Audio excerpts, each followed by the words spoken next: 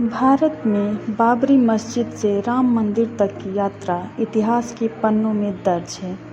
एक ऐसी ज़मीन जिसे हिंदुओं ने अपने आराध्य देवता का जन्म स्थान कहा, तो मुस्लिमों ने अपने पुरखों की निशानी। एक ऐसी मस्जिद जिसे सैकड़ों सालों के झगड़े के बाद उसका अस्तित्व मिटा दिया गया।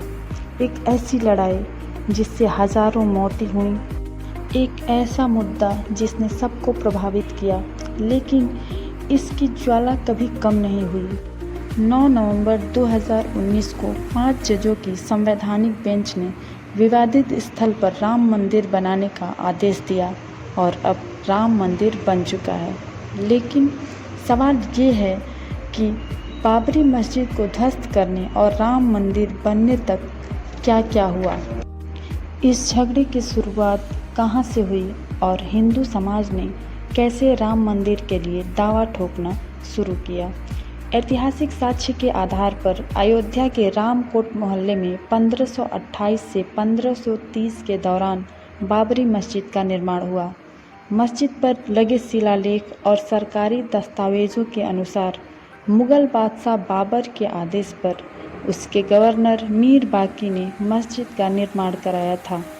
हालांकि इस बात का कोई साक्ष्य नहीं है कि बाबर या मीर बाकी ने यह ज़मीन कैसे हासिल की थी। ये वो दौर था जब मुगल शासन पूरे देश में फैल रहा था। 1528 से 1553 के दौरान हिंदू इस मामले में बहुत मुखर नहीं हो पाए। इसके बाद जैसे ही अंग्रेज़ों का शासन शुरू हुआ, मुगलों का शासन कमज़ोर पड़ने लगा तथा हिंदू समुदाय मौका देखकर अपनी आवाज़ उठाने लगा। 1857 की क्रांति के बाद नवाबी शासन खत्म हो गया। यह वही दौर था जब हिंदू खुलकर कहने लगे कि भगवान राम के मंदिर को तोड़कर मस्जिद बनाई गई है। इसके बाद से राम मंदिर बनाने की मुहिम शुरू हो गई। इसी दौरान हिंदुओं ने मस्जिद के बाहरी हिस्से पर कब्जा कर एक चबूतरा बनाया तथा वहां भजन कीर्तन करने लगे।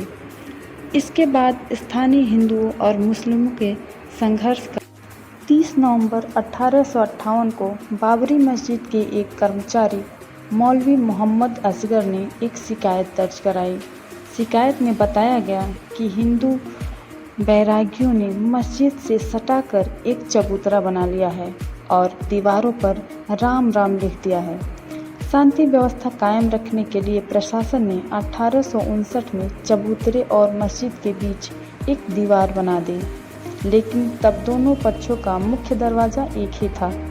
अप्रैल 1883 में निर्मोही अखाड़ा ने डिप्टी कमिश्नर फैजाबाद को एक अर्जी दी कि विवादित जगह पर मंदिर एक बना दिया जाए, लेकिन मुस्लिम समुदाय की आपत्ति पर अर्जी ठुकरा दी गई। 29 जनवरी 1885 को निर्मोही अखाड़े के महंत रघुवर दास ने भारत सरकार और मोहम्मद असगर नाम के खिलाफ सिविल कोर्ट में मुकदमा दायर किया। मुकदमे में चबूतरे को भगवान राम का जन्म स्थान बताया गया तथा वहीं मंदिर बनाने की अनुमति मांगी गई। मामले को सुनने के बाद पंडित हरिकिशन ने फैसला दिया कि चबूतरा और मस्जिद बिल्कुल अगल बगल है और दोनों का रास्ता एक ही है। ऐसे में शंख और घंटे वगैरह बजने से दोनों समुदाय के बीच दंगा भड़क सकता है। इसी तरह यह मामला जिला न्यायालय में भी खारिज हो गया। असली हिंदू पक्ष का दावा था कि भगवान श्री राम प्रकट हुए हैं तथा मुस्लिम पक्ष ने आरोप लगाया कि किसी ने रात में चुपचाप मूर्तियां मस्जिद में रख दी हैं। तत्कालीन सरकार ने मूर्तियां हटाने का आदेश दिया तथा सरकार ने इसे विवादित ढांचा मानकर वहां ताला लगवा दिया। 16 जनवरी 1950 को गोपाल सिंह विशारद ने सिविल जज की अदालत में यूपी सरकार व मुसलमानों के खिलाफ मुकदमा दायर कर दिया और कहा कि जन्मभूमि पर स्थित मूर्तियों को न हटाया जाए और उन्हें पूजा के लिए न रोका जाए। 18 दिसंबर 1961 को एक और मुकदमा उत्तर प्रदेश के सुन्नी वक्फ बोर्ड ने दायर किया, जिसने मस्जिद एवं अगल बगल के ज़मीनों पर स्वामित्व का दावा किया। 2 दशक से ज़्यादा समय तक यह मुकदमा आम मुकदमे की तरह चलता रहा।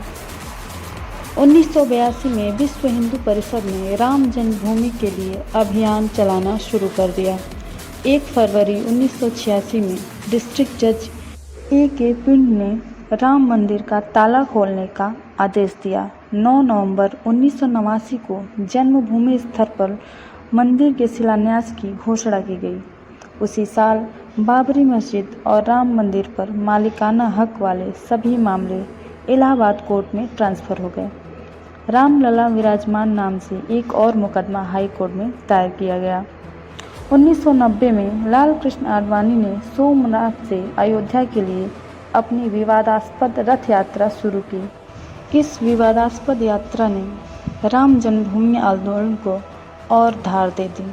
देश की राजनीति तेजी से बदलने लगी। आडवाणी गिरफ्तार हुए। कुछ समय बाद दिसंबर 1992 में कार सेवा का आयोजन हुआ। कल्याण सिंह सरकार और विश्व हिंदू परिषद ने supreme Lal Krishna Advani, Murli Manohar Joshi, Ashok Singhal, supreme court के ऑब्जर्वर और पुलिस प्रशासन की मौजूदगी में लाखों कार सेवकों ने विवादित ढांचा गिरा दिया। इसकी जगह उसी दिन शाम को अस्थायी मंदिर बनाकर पूजा अर्चना शुरू कर दी गई। यूपी सहित कई राज्यों में सांप्रदायिक दंगे हुए, हजारों की मौत का दावा किया गया।